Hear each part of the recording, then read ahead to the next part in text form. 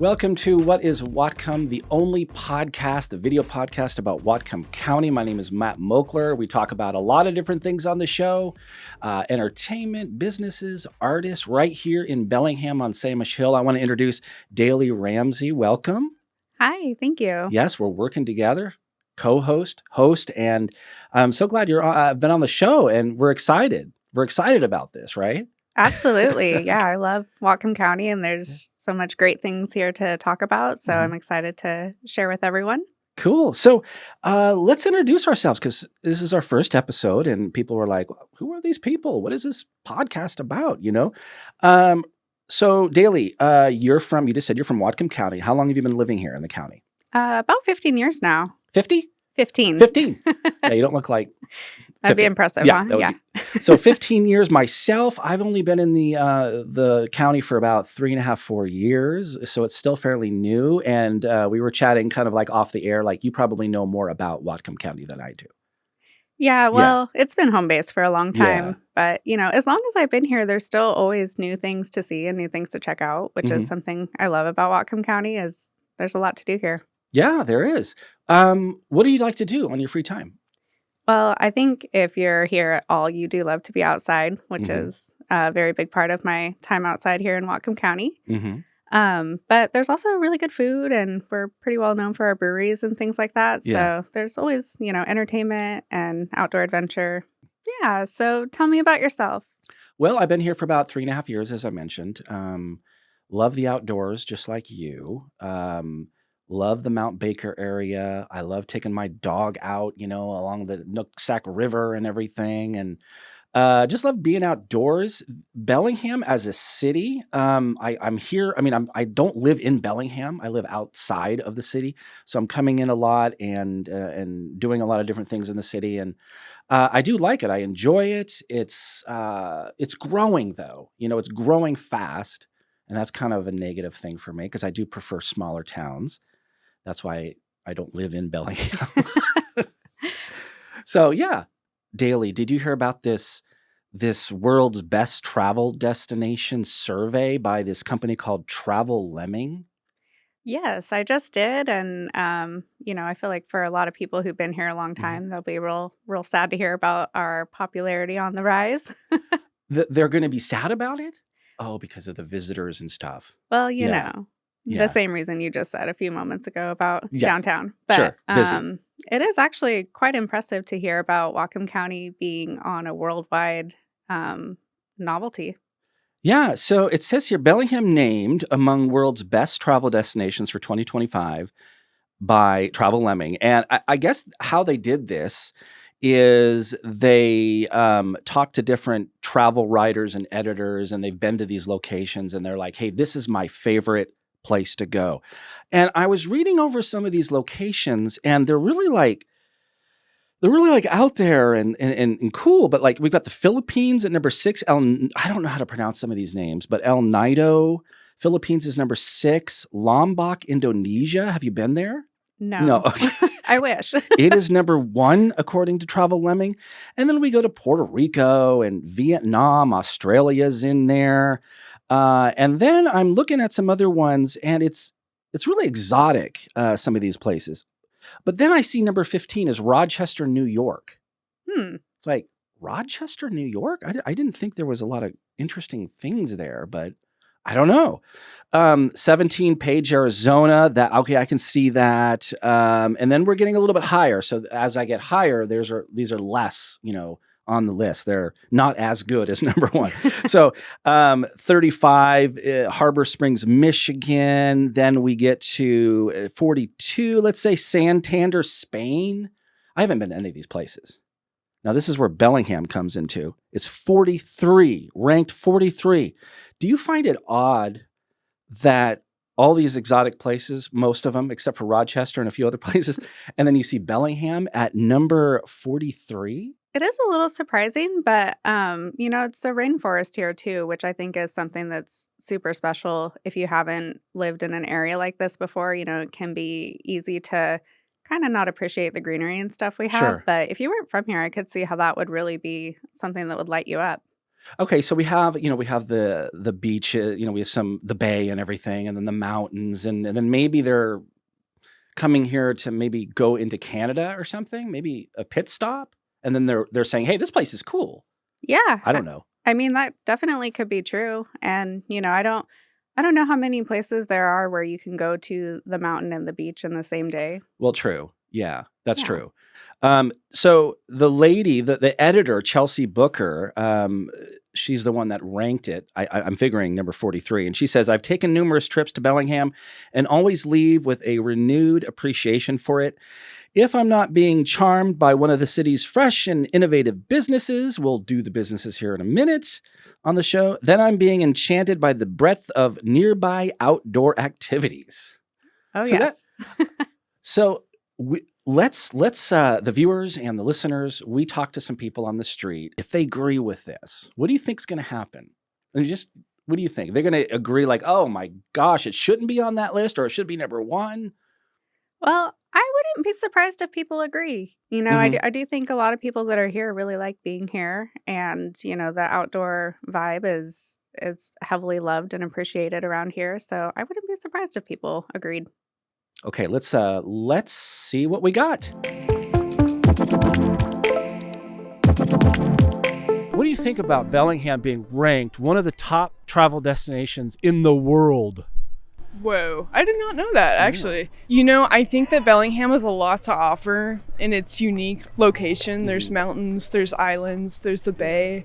So it makes a lot of sense that it's a one of a kind destination that people would want to visit. Yeah, I mean, it's definitely a little surprising that it is such a Mhm. big travel destination, but Yeah. I can see why, Yeah. for sure. Lots of fun things, Yeah. lots of mountain biking. Have you enjoyed your time so far in Bellingham, Whatcom County? Yeah, definitely. Okay. We're always kind of finding new things to do. So we're out here asking people. Bellingham was ranked in the top 50 for travel destinations in the world.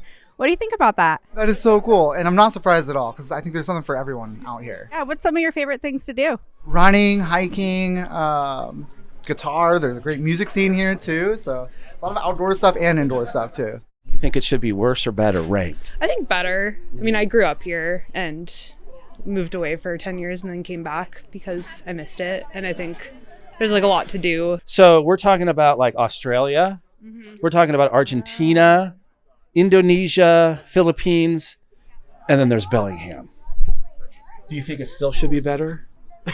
So, I mean, maybe depending on like what the criteria are. Places to visit in the United States. I think Okay. it should be higher, but in terms of like the whole world, This is the whole world. I think maybe it's okay where it's at. Maybe. Okay, so yes, before it was supposed to be better. See, this is what's happening. No, you're fine. I couldn't agree more. Really? Absolutely. I moved here, gosh, under 20 years ago. I don't remember exactly the date. But my son and I did a 20,000 mile, 14-month road trip looking for the next place to live. And this was the only one that checked off all of our checklist. Wow, that's Right. amazing. So that speaks to, yes. And I've lived all over I lived in Europe, and I've lived in Canada and the East Coast. And I think I can speak with some authority that this is the best place to live I've ever lived. I am here with Jay Landum. Jay Landum, and you're not from Bellingham or Whatcom County. I'm not. My family lives in Bellingham, and I'm from Missoula, Montana. It's very similar in just like the family-centric, outdoor-loving community that's pretty unique to experience. You travel a lot of places, and you see a lot of different parts of the country, and when you go, it's just like, wow, this place kind of draws you in. The music scene is awesome here. I love the music scene. I went out last night and just danced by myself. Show us a I little don't example. think you want that, but yeah, it was fun. It's hard not to have a great time in Bellingham. What did you think about those responses, Daly? I'm not surprised on some of them, Yeah. right? I mean, they were a little bit surprising to me. Mm-hmm. Yeah. Yeah, some of them. And, we love to go out in the community. So we're in here in the studio with What is Whatcom, doing interviews, talking to businesses and artists and just interesting, unique people, dignitaries. Hey, let's get the mayor on. Wouldn't that be kind of fun? Oh, yeah. The mayor of Bellingham or whatever. And we're not trying to exclude other cities too. We're going to be out and about like in various places, just all around. So recently, I learned about a gentleman. His name is Riley Sweeney. And the first thing I thought of was like Sweeney Todd. Have you heard of that Yeah. play or whatever? It's not him. I've actually never seen that play. And doesn't he like kill people? Sweeney Todd? Yeah. Yeah, I'm pretty sure. Oh, okay. So it's not him. Spoke to Riley Sweeney. He is a playwright, and he was telling me that he keeps up with the mysteries of Whatcom County. And specifically, we talked about a few things here in a second. You'll see it and hear it. He talked about the mystery of James Dean's missing car. It was a Porsche, I believe. Yeah, it was a Porsche. That there's kind of a folklore or legend that the car is buried somewhere in the Bellingham area, like underneath an old building or something. Have you heard about this? Interesting. No, I have not heard about that. But, Whatcom County has a lot of rich history. So it'd be curious to see what else he has to say. Yeah, the car is called the Little Bastard. Oh. I know, you weren't ready for that one. The Little Bastard. So, Riley, our first guest on What is Whatcom. Let's take a look.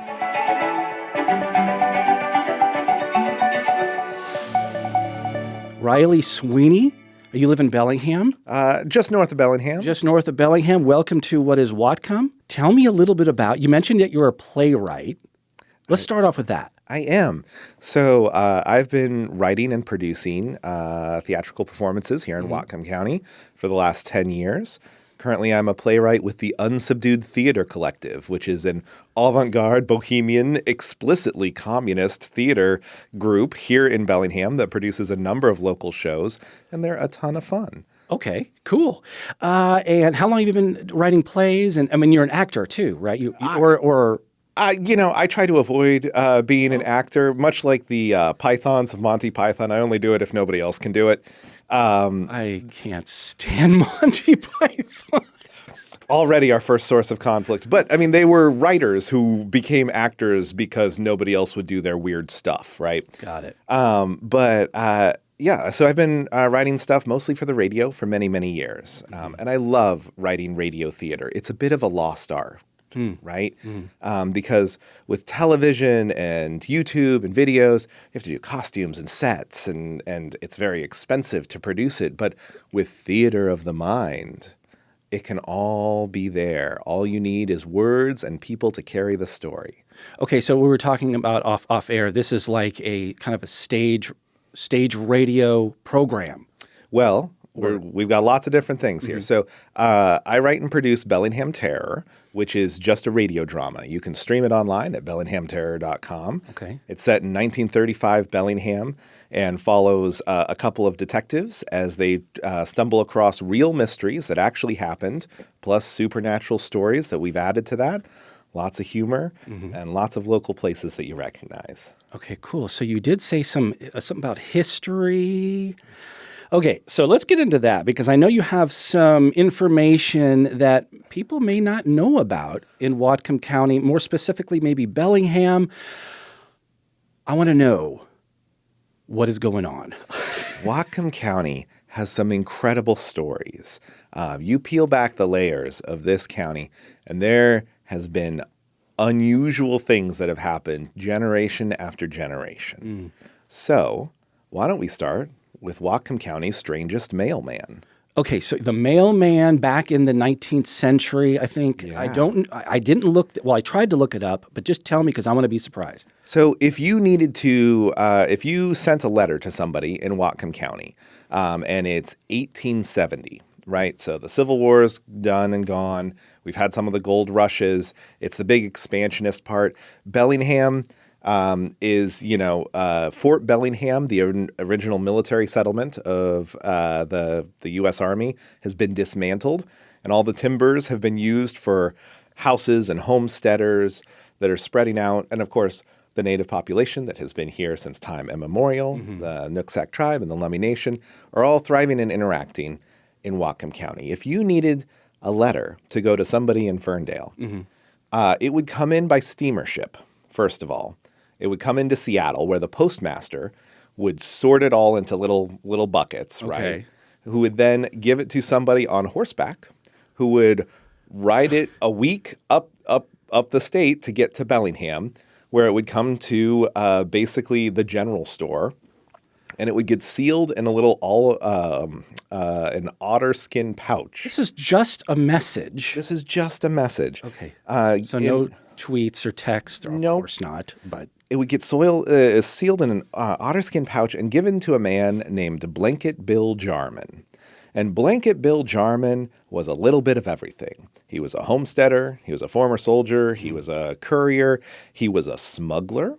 He was a bootlegger, right? He would take all those things and he would load them into his canoe. Mm-hmm. He'd take all the packages and all the letters, and he would paddle around basically from Anacortes to Blaine, stopping by everywhere he could and delivering these packages and sharing a few stories of his own exploits. How long would that take, that process? So someone sends a letter, the canoe mailman gets it, the process of that, oh my goodness, and even it reaching you without falling out of the canoe or something. Right, because it could have been a stormy day on the Nooksack.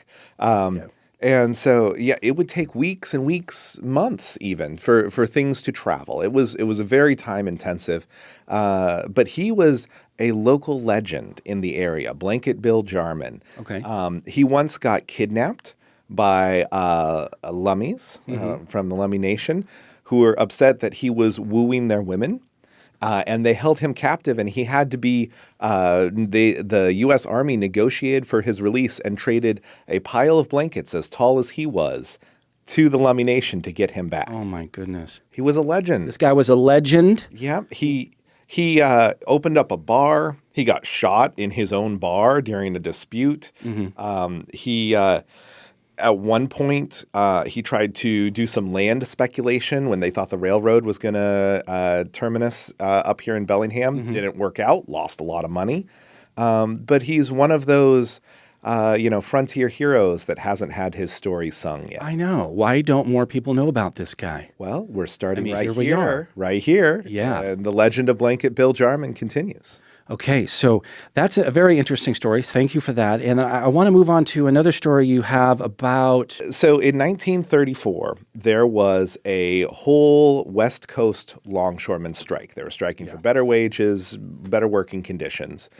And this was really bad because in 1934, Bellingham was taking off. The New Deal had started to come into effect, and it was becoming a little bit of a boom town. We had a bunch of business was picking up. Bellingham as a city was really developing, and all of a sudden our port was shut down, right? Vital commerce, completely blockaded. For a few weeks.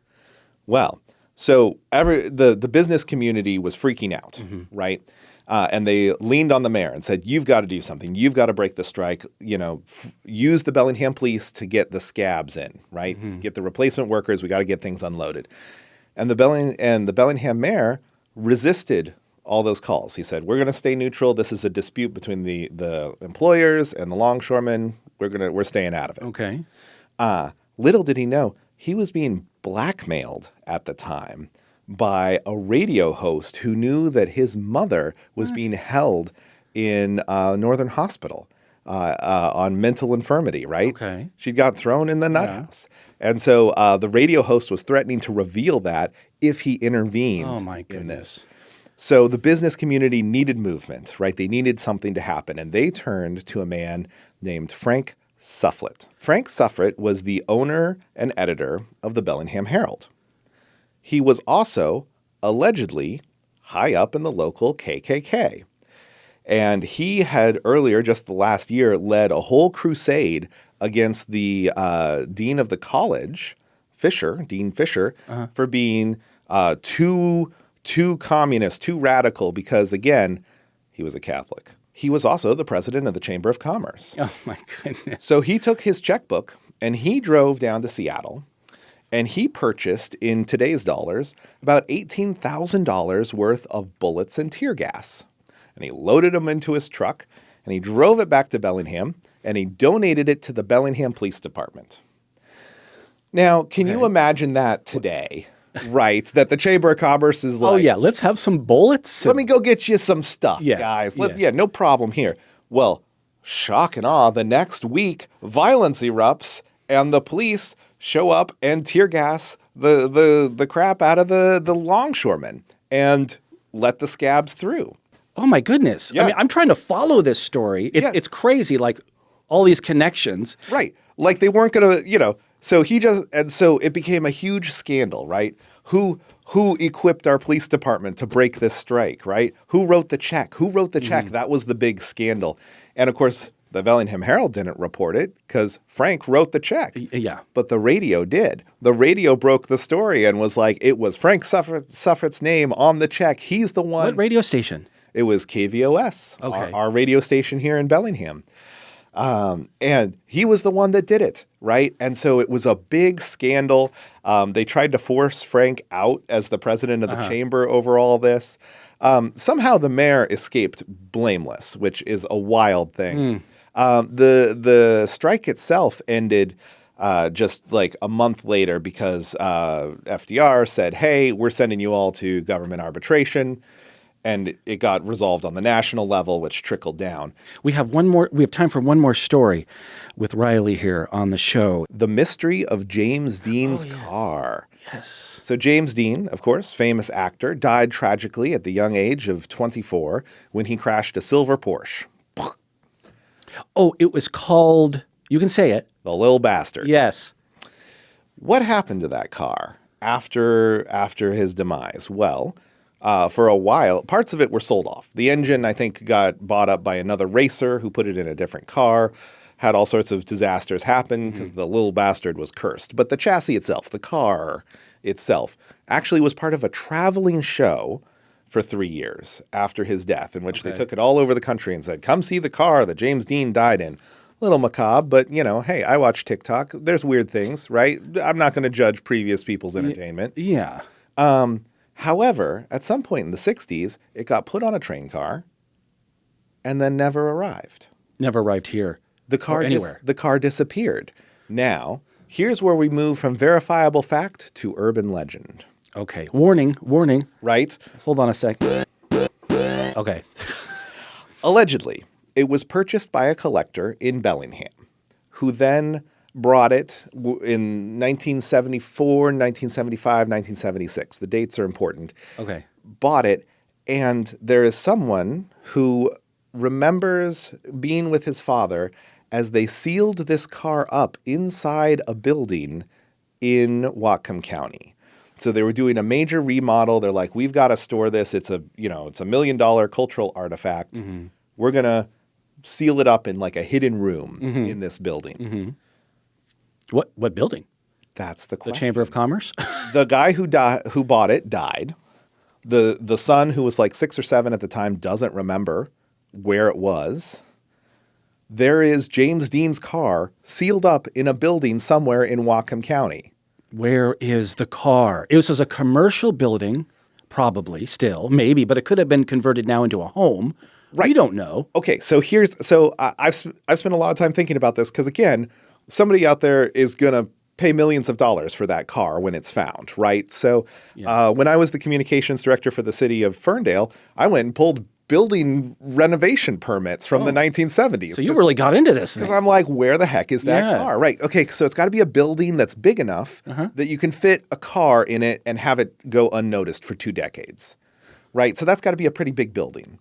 Fairhaven? How long is Fairhaven? Well, Fairhaven used to be its own little city, right? It did. It was actually the last one to join the Bellingham cohort. So Bellingham was 4 cities back in the turn of the century, and Fairhaven refused to join because they were worried of being dominated by those wealthy families over on the Eldritches and the Columbia. Okay, got it. This is urban legend, but it could very well be true. Whatcom County is at the crossroads of many strange and unusual stories. Wow. If you happen to know about a commercial building that was renovated in the 1970s, it might have James Dean's car in it. Let's find this. Let's crack this mystery. And then come back on the show and tell everybody about it. I appreciate you coming on. Anything else you want to throw out there? I do. So the Unsubdued Theater Collective is working on a great couple of shows this spring. We have The Seven Senses, which is a night of 7 monologues by women, famous literary and mythological characters, Cool. women characters. That's March 1st, and it's going to be at the Laremont Manor. And then we have Claremont, yes. And then we have A Time for Cherries, which is a historical drama about a Paris commune that created its own form of government during the spring of 1871 and the bloody aftermath that happened. And that one's going to be the last 2 weekends in February. It's got a great cast, and it's going to be at Wink Wink's Performance Space. Okay, information on the screen, or if you're watching, information on the screen. I gotta remember there's listeners and viewers. Do you know anything about the future? Do I know anything about the future? Boy, that would be handy these days. I know that there will continue to be unique and incredible things happening in Whatcom County. Yeah, it will never end. That's right. Riley, thank you so much for being on the show. I appreciate it. So, Daly, what do you think about this little bastard car? Do you think it's in Bellingham? Well, yeah, I'm kind of curious. It makes me want to get on a little treasure hunt and see we can locate. You I would. would. You would? I would. Like a metal detector and go out there? I mean, how cool would that be? I mean, if you found it, it's not as Riley was saying, it's not the full car. It's like portions of it. So, but it'd still be valuable. I mean, You'd have some money. We could upgrade the studio, right? Well, maybe we should get out our equipment, you know? Yeah, I know. Out We could there. buy some new equipment. And we were talking too about how we love animals, obviously. Animals. I wish I could maybe I'll bring my dog on the show one time. But Kelly, who runs a kind of a farm experience, small farm interactive experience out of good old Ferndale. And she has all these cool animals, and you can see video that we shot here of all the farm animals, the pigs and whatever. You got goats. Rachel, thanks for coming on the show. Thank you. Thanks for having me. Yeah, let's talk about animals. Yes. You have my lots. favorite. Your favorite. Do you like animals more than humans? Oh, much more. No, I honestly, that's kind of silly because I also really like people but I prefer to hang out with animals over people probably most of the time. Yeah, they don't give you, they don't. Well, they do annoy you maybe sometimes. Oh yes, it's very similar to my children, my human children, my animal children. They drive me crazy a little bit too, but I love them. I definitely prefer to be outside and spending time with them. That's cool. So you have a small farm experience in Linden, Whatcom County, of course. Ferndale, actually. Let's go back. Edit. Why did I say Linden again? It's all right. Okay. So you have a small farm, small farm experience. Maybe not like a pet farm. Yeah, it's we call it an interactive small farm experience because the emphasis being that you really get to interact with the animals, so it's a little more involved than the average petting zoo would be. We want our guests to be able to, hold, pet, feed, play with, interact as much as they want to. Sure. And it sounds like you have, and this is in Ferndale. Yes. Off camera, I kept saying Linden. I don't know why, but Ferndale. You have quite a few animals. You were telling me. List some animals that people can come and check out. Yeah. So we have lots of chickens. We have a couple of turkeys, some ducks and geese. We have quite a few bunnies. We actually have a couple of baby bunnies right now, which is very cute. They were born on our farm.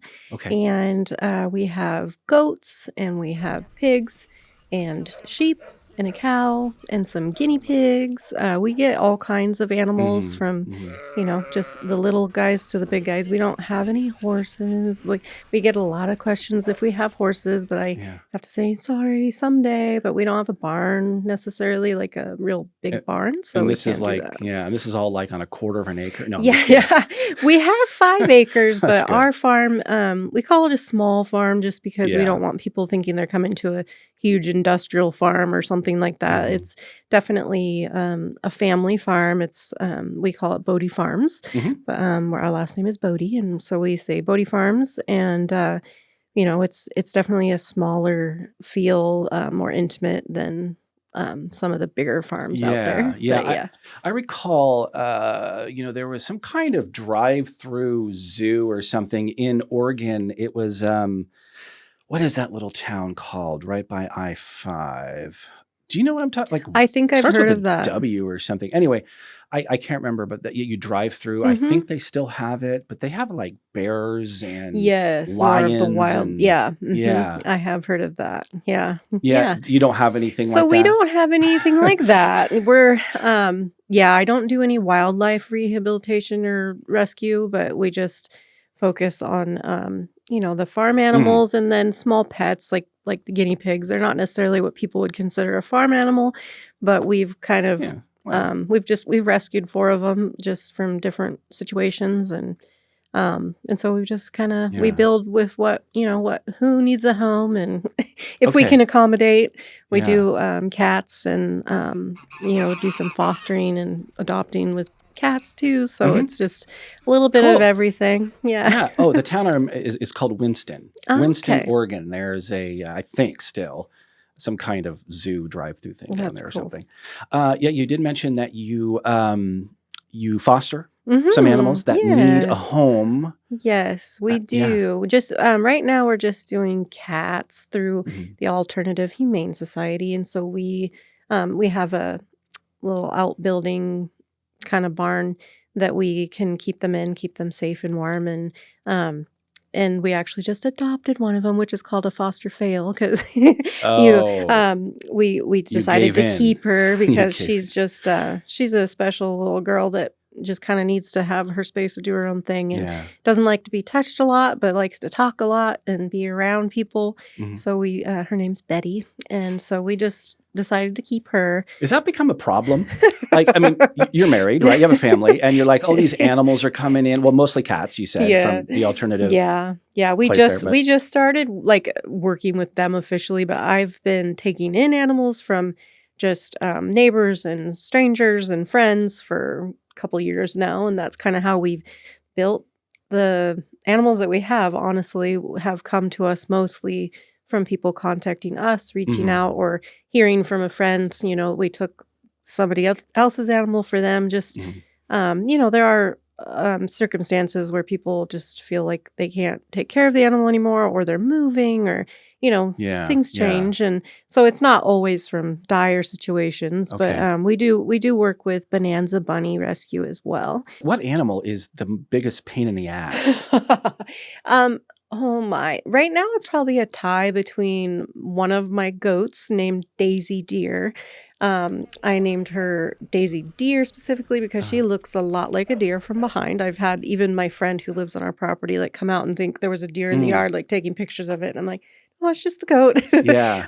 But she is very tall, and so she can jump over the fences that Oh, my no. other 2 goats cannot. Mhm. So she will find all kinds of ways to get out. We've had to replace put in 6-foot fence for her versus the other 4-foot fence we had before.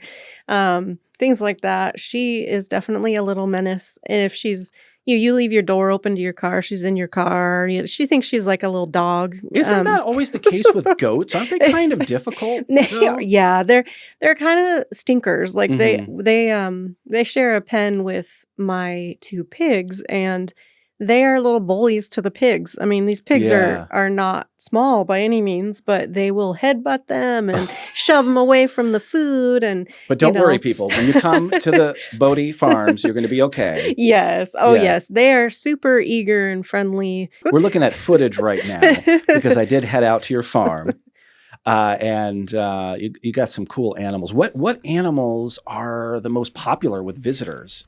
It really ranges, but a lot of people really like the goats because I think they're so personable. Mhm. They stand up on the fence and want to take the treats, and if they go in with the pens, they can scratch them and pet them and all that. But Yeah. I have a lot of Peggy the pig is one of our pigs. I have a lot of fans of Peggy the pig.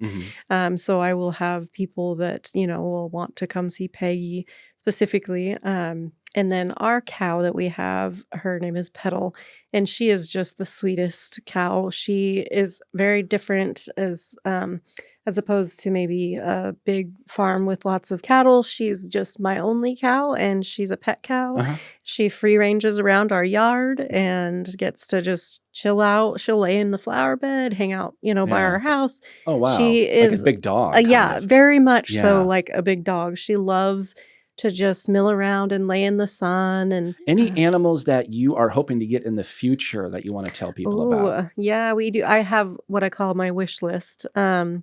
For a while now, I've Mhm. wanted a donkey or a miniature donkey, either or. They're Oh, very, very cool. cute. What And Yeah. we have also talked about getting a llama. Oh, yeah. Yeah, and we've got my son, my youngest son. He really wants me to get an emu, but I don't know Mm. about that. I'm like, I don't Those know. are those things that run after you like an ostrich or yeah, something? yeah, they're pretty big. I'm like, I'm not sure, buddy. I'm not sure. That Uh, reminds me, because I was talking about the Winston farm in Oregon, and this was years ago, though. When I went through that, it was like an emu or an ostrich or something. Mhm. Stick their heads right into the car, and Yeah. my wife at the time is freaking out, like, close the window. Yeah, I bet Yeah. it can be a little intimidating. There's something special to being around pets. Just I have a dog, and it's like a calming. Well, when they're not like crazy, that is, Right, right. chewing something Getting the or whatever. zoomies. Yeah, the zoomies. But if they're just, it's something calming about it. It's kind of like being around a human baby. Mhm, Like mhm. it's just for me at least. Yes. It's a calming experience most of the time. Mhm. And look, give me all the info now. If people are watching or Yeah. listening, where they can find your farms and Yeah. all your contact info. Yeah, And, so it's Interactive Small Farm Experience, and we are on Facebook, Instagram, and TikTok. Mhm. And the way we do it is people can message me through Facebook, Mhm. and they can email or text. I have all that listed on our sites, but we do, just kind of personalized visits. So people schedule with me, and we do it during, the time frame that works. But I Sure. even accommodate on some of our closed days. Just I realize some people have tricky work schedules and things, Yeah. so I can be flexible because it is at my house, which is Sure. nice. But I also, have to do kids and other things. So Mhm. we just, we're not a farm where you can just show up. We have to Okay. schedule, Appointment, so then yeah. make sure I'm out there and can greet you. And Rachel Yeah. Bodie, thank you so Yes. much for coming on our business segment of What is Whatcom. Okay. And thank you. thank you for having me at the farm, getting some footage. Yeah, And I hope the business and the experience goes well for you. thank you. All right. Have you done the actual puller plunge that occurs at Lake Padden. Lake Padden? No, I have not done the polar plunge at Lake Padden, but I do often do plunges, and Mhm. I think it's a really great thing to put into your arsenal of health and fitness. The cool thing about the polar plunge is it is kind of a family-friendly activity, Mhm. so it's like an opportunity to share that with your Mhm. kids. Maybe I'll get you to do the puller plunge next year. Yeah, I feel like we could probably put it on the planner. That's Okay, something good. I would do. That's going to be an exclusive right here on What is Whatcom. You don't want to miss it. 1 year from now. Daily dips. Da- Daily dips. We should, that's a great little segment. Daily dips. Like on a daily basis, you just jump into one of the lakes in the county, in Whatcom County. Choose your own. I mean, I would. And Ocean. you could start the show. We could start the show with daily dips. You just dipping, just diving in, and that I don't know. I'm just okay. It's stupid. Okay, so next episode we're going to have a couple of different guests on the show, including Holly. Holly is a photographer. She does like nature photography. Incredible work around Whatcom County. You got to see these photos. So she's up next on our next episode of What is Whatcom. And again, if you are interested in being a guest on the show, it is absolutely free. We'd love to have you. You can talk about your business here in Whatcom County, small businesses generally. If you're an artist of any kind or any interesting news or just something cool that we can chat about on the show, we're always open to ideas. And that is it for the first show. That was fun. Daly, thanks for joining me. Absolutely. Yeah, we're excited for new episodes coming up. We're recording right here on Samish Hill. And join us next time for What is Whatcom.